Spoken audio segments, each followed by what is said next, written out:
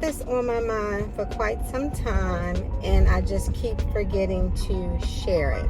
Antibiotic doesn't help, then you need to see your primary care doctor. So once they told me that, I already knew it was a wrap. I say, anytime they say, if this doesn't help, whatever, I'm like, yeah, I'm going to see my doctor.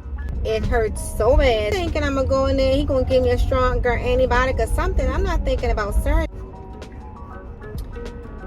Hello everyone, and welcome back to my channel. Yes, I'm in my car. I'm coming home from work, but I've had this on my mind for quite some time, and I just keep forgetting to share it. A little over a year ago, probably back in January, February, so it's been a little over a year ago, I had a sore throat, and it was to the point where I could not swallow without being in excruciating pain. So it went on for a couple weeks. Yes, y'all, a couple weeks. I'm in traffic right now, y'all. I think I had mentioned before that due to the incident with the bridge, it has put more time on my travel to work and from work. But again, my heart goes out to the family of the ones who were all involved, that lost their loved ones and everything. So my heart does go out to them.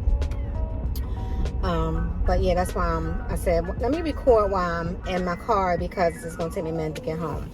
So anyway, like I said, my throat was hurting really bad. It was excruciating to even have anything to eat or drink. I mean, like, it hurt so bad just to swallow. It hurt so bad. So I went to patient first, and they were like, if this antibiotic doesn't help, then you need to see your primary care doctor. So once they told me that, I already knew it was a wrap. I say, anytime they say, if this doesn't help, whatever, I'm like, yeah, I'm going to see my doctor. So I'm getting ready to start sounding a little hoarse because the air's on in here. And whenever I walk into the air, my throat just gets raspy. So went to my primary, what was like a week or so later, I made an appointment, went to my primary care. And he was like, I need to send you to an ENT specialist. So I'm like, oh my God, what is going on? Meanwhile, it hurts so bad to swallow anything. So I go to the ENT doctor, and he could fit me in right away, which was great. I think within a day or two, something like that. So I went in the office, and he was like, let me try to feel in your mouth to see what's going on. Well, when he put his finger in my mouth, y'all, I almost bit the man's finger off. He was like, Miss, please do not bite down on my finger, because the teeth was on the finger, about to bite the finger. And it hurt so bad, like he made it hurt even worse. So I'm like, what is going on? So he was like, you have a, what do you call it? Like if you get a stone in your kidney, a kidney stone. He said it was a stone in my gland, the side of my neck, y'all. So he explains to me, like, we need to operate.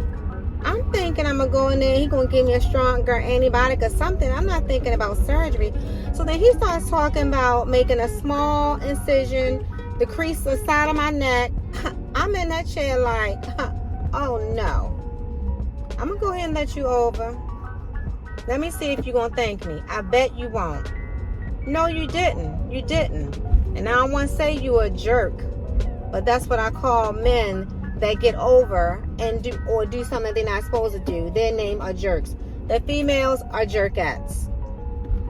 So anyway, so he's talking about surgery. I'm like, oh no. So I ended up, what happened? Oh, so he was like, you need to schedule for the surgery. So I'm like, oh my God. I'm like, now I've had a few surgeries, but I'm feeling some kind of way about you making an incision on my neck. So I kept calling the office. It was all this back and forth between my doctor's office and the surgery center. They just could not get it right. Like, they could not schedule my appointment for the surgery for the pre-op. So I went to my doctor anyway. I said I'm going to schedule an appointment because I know he knows what to do. So he was like, okay, I need to do this, and that. So meanwhile, I'm like, I have high cholesterol and I haven't been, taking my medication. I know it's bad. It's terrible. Terrible. So I was like, he said, well, I'm going to do some blood work. You probably need a PT, a prothrombin time to make sure, my blood clots or whatever. He was like, we need that. And I said, oh, go ahead and do a CMP. He was like, well, you don't need a CMP. I'm like, go ahead on and do it. See, in my mind, I already know why I'm saying to do it. So then I say, can you do an EKG? He was like, you definitely an EKG. I'm like, I want an EKG. So y'all, in my mind, I want to make sure that EKG has not changed since the year before, because then, by me being in the medical field, I would know if there's any type of change on the EKG, then something's going on with me. So, did the EKG, just like last year, fine. Waiting for the blood work to come back. So, meanwhile, going back and forth, now we already did the pre-op on our own. Still waiting for the surgery center to send us the pre-op paperwork. So we're going still back and forth. So I had my braces then. Still had my braces. So it was time to get my braces off. So the morning before, I had called my doctor's office. I said, you know what? I said, I don't know what's going on. I said, I don't know if you're a believer or not. I wasn't trying to be smart or funny, but I said, I don't know if you're a believer or not. I said, but it's too much going on, all this back and forth. I said, it don't take this long for them to send a pre-op. They send it to you. You all saying y'all didn't get it. Something's not right. I said, so you know what? I'm going to cancel it. So they were like, the receptionist, like, Miss Martin, she was like, I don't think you should cancel. I said, no. I said, because I know God don't work in no mess. And to me, this is mess. I said, how I know? I might go in surgery. They might make an incision in the other side of my neck. I don't know. Y'all can't even get the pre-op stuff together. At this time, I didn't know who it was. Was it my doctor's office or the center, the pre-op center? So while I'm in the chair, get my braces off, my phone rang. So once I finished getting my braces off, looked at my phone, it was a message from my doctor's office. I was like, I know they ain't about to try to call me and convince me to get this surgery. So I called back, and the young lady said, it was doctor, my doctor that called. I thought it was her. So I said, okay. I said, I said, he did call me. I said, well, I guess he'll call me back. So that was Friday. So Monday, he called me, and I answered. I was at work, got the message on my lunch break or whatever. And he was like, Miss Martin, I need you to call me. So I called him, and he was like, he said, your cholesterol, I already knew it. See, that's why I got the EKG and other blood work, because I wanted to see what was going on. I kind of figured something was going on. He was like, your cholesterol is so high. He was like, you need to make an appointment with me. So, next thing you know, now mind you, I'm dealing with all this other stuff. Getting my braces off, getting the blood work, doing my own pre-op. And next thing you know, I ain't feeling no pain. So of course I got a praying mother. You are a praying mother. And I was pleading the blood of Jesus since I was a kid, okay? So I wasn't feeling any pain. So I was like, well, I ain't getting the surgery.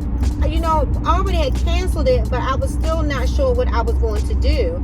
Although my mom had prayed, we prayed about it, but I still wasn't sure, y'all. I'm just being honest. So once it started feeling better, I said, I definitely not getting surgery now.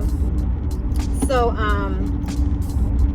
then one of my friends was like, well, I think you still get checked out, go back to the doctor, whatever. So mind you, he in there looking all like, what is going on? He was like, well, I'm not sure what could happen. I said, well, I know. I said, first of all, my mom prayed. I said, and second, I said, just like some people who have kidney stone, it passes. And I believe it was trying to pass, and that's why I was having all that pain. Let me tell you something. God will reveal it to you. He will reveal it to you. So, needless to say, that's why I canceled my surgery. And I'm so glad, you all, so glad. I could just burst out in tears right now. I'm just so glad that I listened to the signs and paid attention to the signs that God was showing me, like, you don't need surgery. I'm going to work this out for you. Don't worry. What if I would have got that surgery? You're talking about somebody making an incision, taking a scalpel and slicing your neck?